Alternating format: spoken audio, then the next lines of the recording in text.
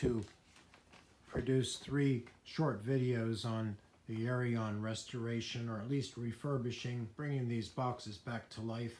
There isn't much available on YouTube or other sources to actually see how one would approach this process. When you buy one of these machines, try to be sure it's complete. I was attracted to them because they're rather Art Deco. The cabinets are good. They sound very good. They just need some tweaking of the mechanism to be sure you don't break records. And they are reliable once you get them adjusted properly. Note that this box has a black paint scheme on the upper half, and that may have been factory. Some of them apparently were painted black on delivery. Most of them have the usual veneer siding and top, but that is a variation, just parenthetically. So you get this box home, and hopefully you paid $500 or $600 for it not working.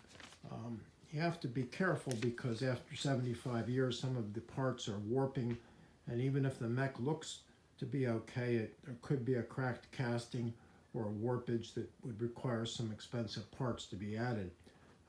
The side plastics are being made by myself now. They will be available. If you pick up a box without the wing plastics, then you may be able to get them. The shower glass on the front doors is not available generally, and that would be tough. If that were missing, I really don't know how you would get that. The yellow side glass is available from Bill Butterfield. Any rate, bring it home. Do not plug it in.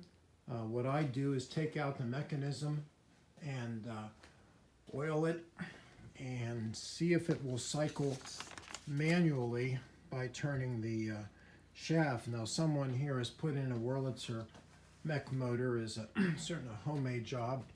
I will get a Aireon original motor soon, but this does work, so I at least left it in there for now. But that is certainly a homemade job for sure, with a belt tethering the motor in.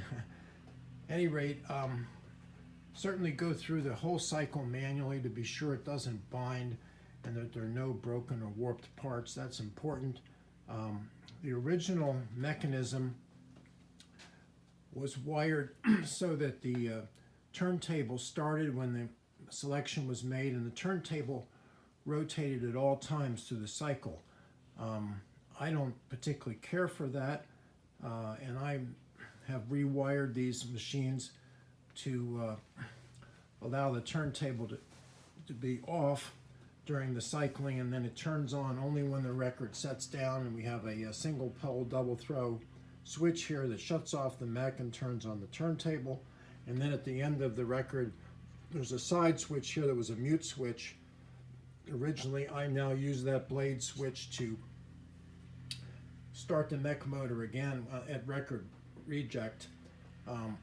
The original cutoff switch was a micro switch, and the cartridge you use now is going to be lighter and really won't actuate that very well. So this is an adjustment I've made, and it works well. So basically, the whole mechanism operates off this double pole switch here and this cutoff switch here. There's also in parallel a switch to the back door, which is the automatic or manual reject from the back door.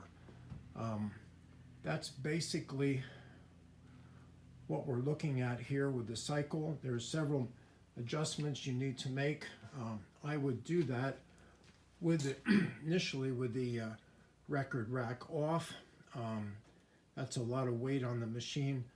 So once you're sure there's no binding, you plug it in and see if it cycles. I'll do that for you now here. We'll just watch it. It's very critical to get the, let's see, that shuts off. And then when the record's done, I'm still in the process of getting this adjusted, but then this would kick in this switch here. and then it puts your record back. Okay, that's about it for there. There's this on this one.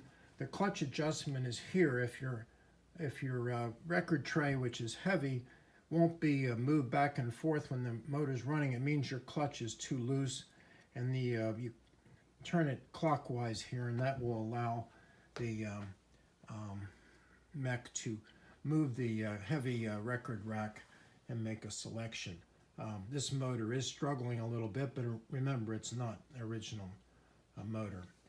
Well, I'm going to cut off at this point, and we'll have a couple more videos on the sound system and the cabinet. One more thing, all of these contacts here are very important to be cleaned, and I clean them with 400 sandpaper and CRC. There's 24 of them. Number one is the record between the two cord cables here, and it goes in a clockwise fashion. Okay, that's about it. I'll make a couple more of these, and hopefully it'll be helpful for you. Thanks a lot.